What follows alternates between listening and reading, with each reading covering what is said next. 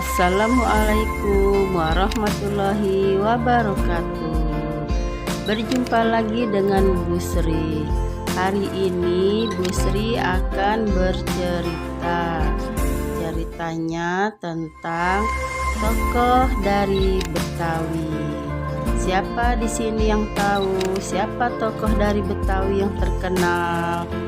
Yuk, yang belum tahu, kita dengarkan cerita Bu Sri. Judul ceritanya adalah Si Pitung. Pada suatu hari di kampung Rawabelong, lahirnya seorang bayi laki-laki yang mungil dan sehat. Ibunya bernama Bu Pina dan ayahnya bernama Papiun. Diberi nama anaknya Si Pitung. Di suatu pagi, setelah si Pitung selesai dimandikan ibunya, lalu Pitung dijemur di depan rumah. Ibunya selalu berdoa, "Anakku, semoga kamu menjadi anak yang soleh dan berguna bagi nusa dan bangsa." Tak terasa waktu berlalu begitu cepat. Si Pitung pun menjadi anak remaja. Pitung rajin mengaji, rajin sholat, dan rajin belajar ilmu bela diri bersama gurunya Pak Haji Naipin. Pak Haji Naimin sangat senang kepada Pitung karena Pitung rajin sekali mengaji.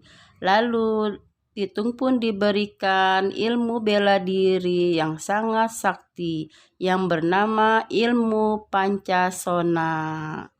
Suatu hari, Pitung melihat Antek-Antek Company sedang memeras rakyat jelata untuk menyerahkan harta benda mereka.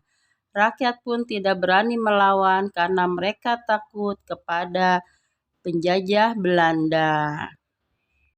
Melihat kejadian itu, Pitung pun langsung marah sambil berteriak, "Hai para company, sini lawan aku, jangan beraninya hanya dengan rakyat yang lemah.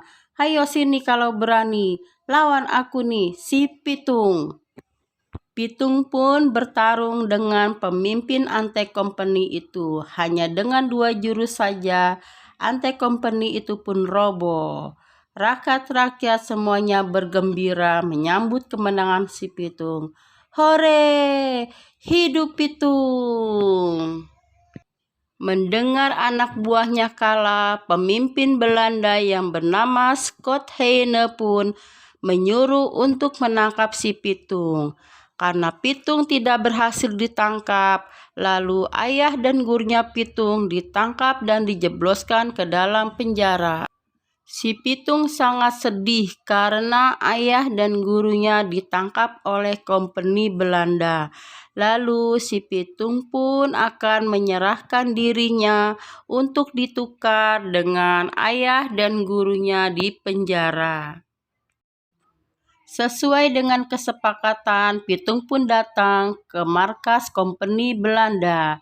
Dia menyerahkan dirinya untuk ditukar dengan ayah dan gurunya. Kompeni Belanda yang bernama Scott Heine pun tertawa. "Hahaha, akhirnya kamu menyerahkan diri juga, Pitung." Lalu si Pitung pun berkata, "Aku tidak pernah takut dengan kalian semua, wahai kompeni Belanda." Scott Heine pun marah lalu menembak si Pitung. Dor, dor, dor. Si Pitung pun meninggal dunia. Sekian dulu cerita dari Bu Sri. Akan kita sambung dengan cerita yang lainnya di lain hari. Wassalamualaikum warahmatullahi wabarakatuh.